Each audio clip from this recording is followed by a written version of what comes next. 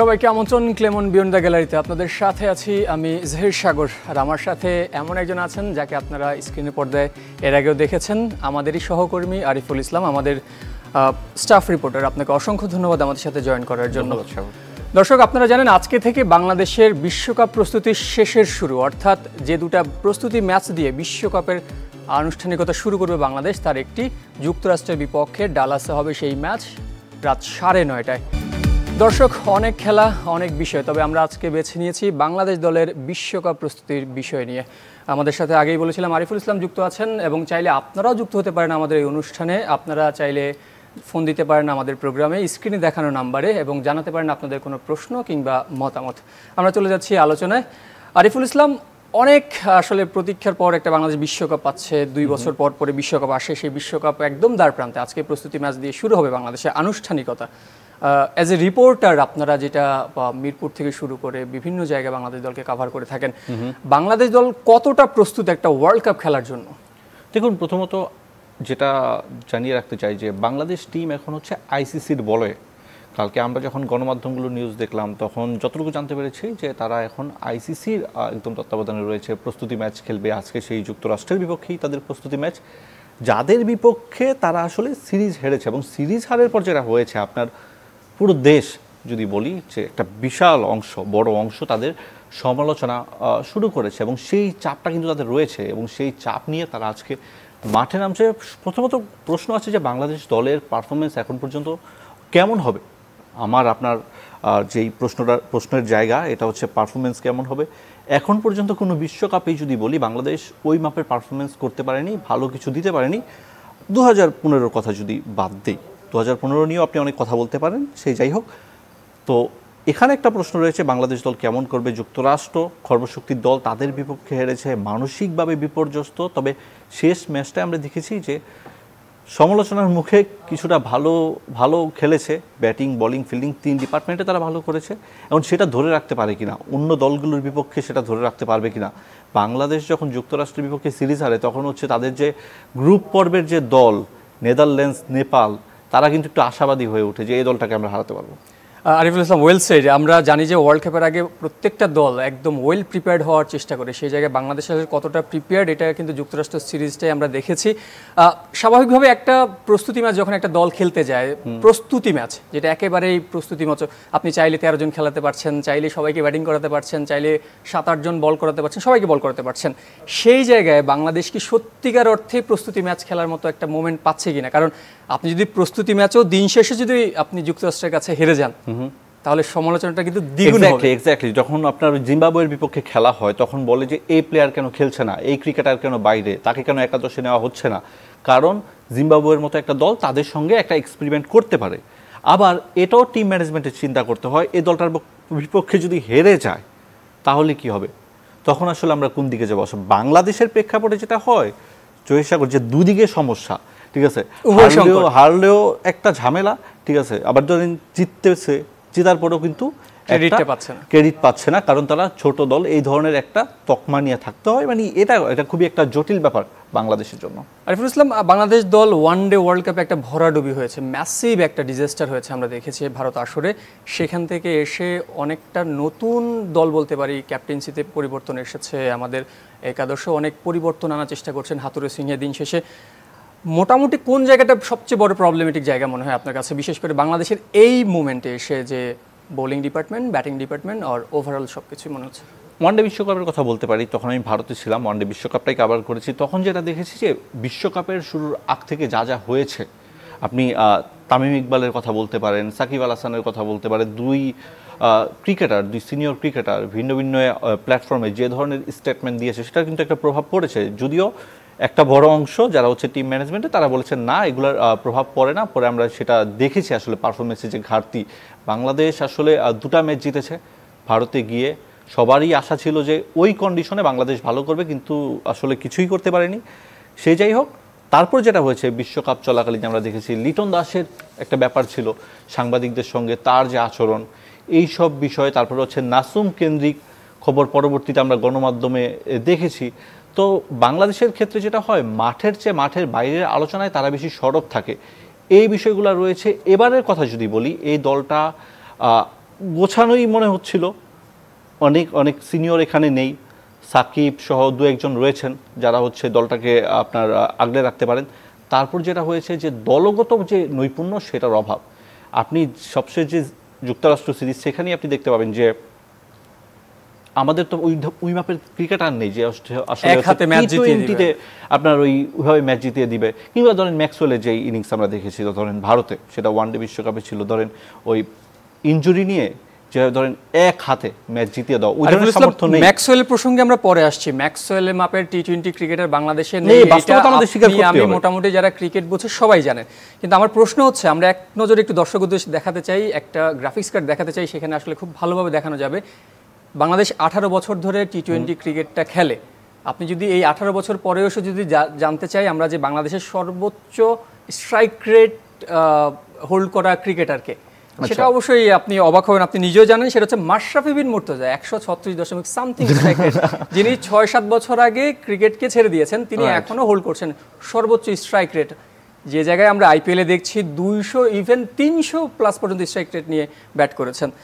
মানে ওয়ার্ল্ড ক্রিকেটের সাথে বাংলাদেশ নিশ্চয়ই অনেক পিছিয়ে আছে, এটা দ্বিমত করবেন না? অনেক পিছিয়ে। এটা আসলে ওই ধরেন ওই যারা একদম চায়ের দোকানে বসেও খেলা দেখে আমাদের মতোই যারা রয়েছেন, সাংবাদিক বলেন কিংবা সাধারণ সমর্থক বলেন, তারাও সেটা মেনে নিয়েছে। কিন্তু যে প্রত্যাশার জায়গা তো সেটা মানতে চায় না। আপনি যখন খেলা দেখতে বসবেন টিভি অন করে, তখন আপনি দেখতেছেন যে বাংলাদেশ হারছে। এটা কোনোভাবে আসলে আমরা মানতে পারি না। আমরা বুঝি, বাট মানতে কষ্ট হয় আসলে। মানে পরিসংখ্যান তো অত কিছু দেখে তো মানুষ অন্তত টেলিভিশনের সামনে বসে না। দিন শেষে দেশের ক্রিকেটাররা ভালো করবেন, ভালো একটা ইনিংস খেলবেন, সবাই চায় যে ম্যাক্সওয়েলের মতো ক্রিকেটার বাংলাদেশেও জন্মাক অন্তত টি-20-তে। আসছি ক্যাপ্টেনের প্রসঙ্গে, কারণ একটা দল যখন আপনি টি-20 ওয়ার্ল্ড কাপে যাচ্ছেন, তখন লিডিং ফ্রম দ্য ফ্রন্ট এটা একটা ম্যাটার সবসময় করে। সে জায়গায় শান্তকে একটু ব্যাকফুটে আছে কিনা অ্যাজ এ ক্যাপ্টেন? শান্ত ব্যাকফুটে বলতে প্রেশার তো অবশ্যই তার উপর রয়েছে। আপনি উপমহাদেশের কন্ডিশনে ক্যাপ্টেন্সি করেন, সেটা ভারত বলেন, বাংলাদেশ বলেন, শ্রীলঙ্কা বলেন, পাকিস্তান বলেন, প্রেশার থাকবেই। শান্ত 2023 সালে ভালো ক্রিকেটটা খেলেছেন। ইনফ্যাক্ট আপনার ওয়ানডে বিশ্বকাপের আগ পর্যন্ত যদি বলি, তার পারফরমেন্স ভালো ছিল। তারপর থেকে তিনি একটু ব্যাট পেসে যাচ্ছেন। শান্ত হচ্ছে কি বিসিবির যে হচ্ছে আপনার সব নিয়ম কানুন যেটা বলে, শান্ত সব কিছু মেনে, কিংবা শান্তকে ওইভাবে গড়া প্রোটোকল যেটা বলে, হ্যাঁ, এই জন্য শান্তর উপর হচ্ছে আপনার ক্রিকেট বোর্ডের অনেক বিশ্বাস। সেই বিশ্বাসটা তিনি রাখতে পারবেন কিনা সেটা দেখার বিষয়। প্রেশার রয়েছে, তবে শান্তর যে কথাবার্তা সেইখানে তিনি এটা আসলে ফিল করাতে চান না। তিনি যখন কথা বলেন, তিনি এমনভাবে কথা বলেন যে ধরেন যা হয়েছে হয়েছে, নেক্সট ম্যাচে আমি যাব, আমি ভালো কিছু করব।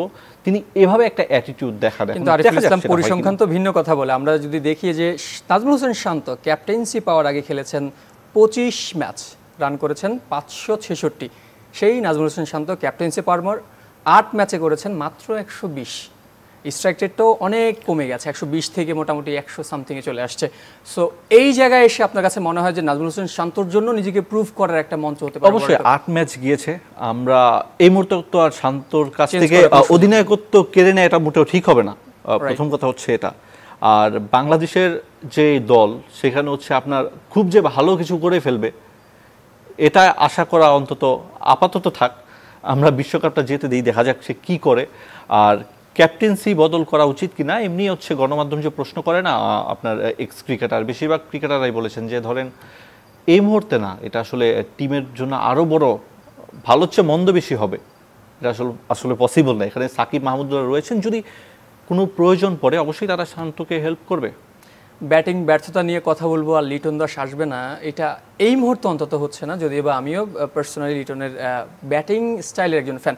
কিন্তু আনফর্চুনেটলি তার স্টাইল যত সুন্দরই হোক না কেন, বর্তমানে খুবই বাজে যাচ্ছে তার দিনকাল। 8 ম্যাচে 93 রান করেছেন, মানে একজন ওপেনার, একজন দেশসেরা ক্রিকেটার। এটা একটা চিন্তার বিষয় যে আমরা আফগানিস্তানের একজন ক্রিকেটাররা দেখতাম, স্বাস্থ্য মাশাআল্লাহ ভালো ছিল, শেহজাদের তো কোনো ব্যাটিং স্টাইল আমার দেখলে আসলে খুব যে ভালো তা না, কিন্তু তিনি কি করতেন, ছক্কা মারতে পারতেন। এটা হচ্ছে সবচেয়ে ভালো লাগার বিষয় ওই দলটার জন্য, কিংবা ওই দলটাকে এগিয়ে নিত। লিটন যতই ক্লাসিক্যাল ব্যাটিং করুক, দিন শেষে সবাই কি চায়, রান চায়। আপনি যদি রানই না থাকে, বোলাররা তো ওই ধরনের স্কোর পাবে না যেটা নিয়ে ফাইট করবে। লিটনের সমস্যার জায়গাটা হচ্ছে এটা যে অধারাবাহিক। আশরাফুল মাঝে মধ্যে ভালো খেলতেন, আশরাফুল যখন খেলতেন বাংলাদেশের বলা হতো তাকে আশরাফুল, এবং ম্যাচ জিতত বাংলাদেশ দল। সেই রকমের একটা কি মডার্ন ভার্সন লিটন দাস, একটা প্রশ্ন থেকে যায়। কিন্তু আশরাফুল ভাইকে বোধহয় এখনো ছাড়াতে পারেননি তিনি এখনো। না, এখনো ছাড়াতে পারেননি। আচ্ছা, লিটন, সৌম্য কিংবা আমরা নাজমুল শান্ত, একদম যারা একটু ইয়ং ব্লাড বাংলাদেশ দলে এই মুহূর্তে আছেন, তাদের ব্যর্থতা কি আসলে আমাদের অভিজ্ঞদের ব্যর্থতা একটু আড়াল করছে? আমি যদি বলি সাকিব, এই তিনজন ব্যাটারের, টপ অর্ডার ব্যাটারের ব্যাটিং ব্যর্থতা যদি আমরা এক পাশে রাখি এবং সাকিবের যদি ব্যাটিং দেখি, 5 ম্যাচে 58 রান করেছেন এই 2024-এ এসে। সাকিব কি কোনো কারণে ক্রিকেটটাকে একটু ডিফোকাসে চলে গিয়েছে? মানে আমি তাকে ছোট করে দেখছি না, তার পেশাদারিত্বকে ছোট করে দেখছি না, কিন্তু আপনি যদি দেখেন যে বিরাট কোহলির একটা ওয়ার্ল্ড কাপের জন্য যেভাবে প্রিপেয়ার্ড হয়, অথবা যেই মেন্টালিটি নিয়ে তারা গ্রো করে যে হ্যাঁ নেক্সট ওয়ার্ল্ড কাপটা আমার এরকম হবে, সাকিব ওই জায়গাটা কি একটু হারিয়ে ফেলেছেন কি? দেখুন, আপনি এমন একজন মানুষের সঙ্গে তুলনা করলেন, মানে প্রসঙ্গটা টানলেন বিরাট কোহলি এবার আইপিএলে কি করেছেন, সর্বোচ্চ রান তার 700+। তার থেকে যদি বলি যে টি-20-র সঙ্গে নতুন করে নিজেকে গড়ে তোলা, যে তিনি স্লো সুইপ খেলছেন, তিনি সামনে এসে বোলারদের পাঞ্চ করছেন, হিট করছেন, বিগ সিক্স, কিন্তু পাওয়ার প্লেতে যদি বলি তিনি রান তুলছেন, আগের তুলনায় তিনি বেশি রান করছেন পাওয়ার প্লেতে। এই ধরনের একটা পরিস্থিতির সঙ্গে মানিয়ে নিয়ে তিনি খেলে গেছেন। সাকিব আল হাসানের অবশ্যই নিবেদন রয়েছেন, তিনি যখন অনুশীলন করেন তখন অনেকেই দেখেন না, অনেকেই বলেন সাকিব খুব একটা প্র্যাকটিসে আসেন না, এটা আসলে ভুল। তিনি তার প্র্যাকটিসটা চালিয়ে যান, আমরা পরিশ্রম করেন। সাকিব আল হাসানকে নিয়ে নিশ্চয়ই কথা বলবো, তবে তার আগে আমাদের সাথে একজন দর্শকের মতামত অথবা প্রশ্ন জানতে চাই। দর্শক, আপনার নাম এবং ঠিকানা জানিয়ে প্রশ্ন কিংবা মতামত জানাতে পারেন। আমার নাম মোহাম্মদ সৈকত মিয়া, রংপুর থেকে বলছি। জি ভাই, শুনতে পাচ্ছি। প্রশ্নটা হলো যে ভারত বিশ্বকাপে তামিম সাকিব দ্বন্দ্ব যে ছিল, সেখান থেকে আসার পর যে বিশ্বকাপ টি-20 বিশ্বকাপে যাচ্ছে, মানে তার আগে কি ওই সাকিব তামিম সাথে বৈঠকটা করা উচিত ছিল কিনা বিসিবির? ইস্যুটা অনেক পুরনো, কিন্তু এটা নিয়ে অনেক আলোচনা হয়েছে, সমালোচনা হয়েছে। তবে ওই ইস্যুটা কেন্দ্র করে এখন যেই বাংলাদেশটা দাঁড়িয়েছে, সেখানে তাদেরকে নতুন করে প্রমাণের একটা চ্যালেঞ্জ নিতে হচ্ছে বাংলাদেশের তরুণ ক্রিকেটারদের। সেই বিষয়ে আমরা আলোচনা করছিলাম, সাকিবের প্রসঙ্গে ছিলাম আমরা। আসলে সাকিব ব্যাটিংয়ে যতটা না নিজেকে হারিয়ে খুঁজছেন, বোলিংয়ে ঠিক ততটা না। শেষ 5 ম্যাচে 6টা উইকেট পেয়েছেন, কিন্তু একটা ম্যাচে 4 উইকেট যদি বাদ দেই, শেষ 4 ম্যাচে মাত্র 2টা উইকেট, যদি একটা ম্যাচে পারফরমেন্স বাদ দিয়ে থাকি, এটাও কি দলের জন্য একটু? এটা অবশ্যই কনসার্নের জায়গা। তবে হয়তো সাকিব বিশ্বকাপে ভালো করবেন। সাকিব আসলে যে গুরুত্ব বহন করে, যে দায়িত্ব তার কাঁধে, বোলিংয়ে তিনি অনেক সময় সেটা পূরণ করতে পারেন। ব্যাট হাতে যেটা তার সমস্যা হচ্ছে, চোখের একটা সমস্যার কথা শোনা যাচ্ছে। এবং এই সমস্যা তো একদম পুরোপুরি সেরে উঠবে না, সাকিবকে সেটার সঙ্গে মানিয়ে নিয়ে খেলতে হবে। এখন বিশ্বমঞ্চে তিনি কেমন করে সেটাও একটা দেখার বিষয়। তো সাকিব যে ওইভাবে ব্যাট করবেন, তার যে ধরেন ইয়ং ব্লাডের মতো ব্যাট করবেন, এটা তো সাকিব নিজেও স্বীকার করছেন, ওইটা পসিবল না। এটা তার শেষ বিশ্বকাপ, এটাও তিনি বলেছেন, যদিও আনুষ্ঠানিকভাবে বিসিবিকে তিনি এখন পর্যন্ত কিছু জানায়নি। আমাদের নিশ্চয়ই আরিফুল ইসলাম, আমরা আরও আলোচনা করব বাংলাদেশ দলের শুধু ব্যাটিং নয়, বোলিং ডিপার্টমেন্ট নিয়েও। তার আগে বিরতিতে যাওয়ার আগে আমাদের সাথে যুক্ত হয়েছেন আরেকজন দর্শক। আপনার নাম এবং ঠিকানা জানিয়ে প্রশ্ন কিংবা মতামত জানাতে পারেন। আমি জুনায়েদ ইফতেখার, এটা হচ্ছে খুলনা দৌলতপুর থেকে বলছি। জি ভাই, শুনতে পাচ্ছি। ভাই, আমার প্রশ্ন হচ্ছে, এই যে আমাদের তানজিদ তামিম, সে ওপেনিং এ অবশ্যই ভালো খেলতেছে, এটা আমার প্রশ্ন, কিন্তু সে আমাদের সাথে একটা 50 করছে জিম্বাবুয়ের সাথে, আর একটা করলো মানে আমেরিকার সাথে, তাহলে আমরা ওয়ানডে বিশ্বকাপে সুযোগ দিছি, সে কিন্তু ওইখানে ওইভাবে পারফর্ম করেনি। তাহলে আমরা লিটন দাস, আমাদের জাকির আলী অনেকও উইকেট কিপিং অতটা ভালো করতে পারতেছে না, তাহলে তার উপর থেকে আস্থা একটু বেশি হারাই ফেলতেছি না আমরা লিটন দাসের পক্ষ থেকে? নিশ্চয়ই আমরা এই বিষয় নিয়ে আলোচনা করব, তবে দর্শক তার আগে ছোট্ট করে একটা বিরতি নিচ্ছি। কোথাও যাবেন না, সঙ্গেই থাকুন ক্লেমন বিয়ন্ড দ্য গ্যালারির।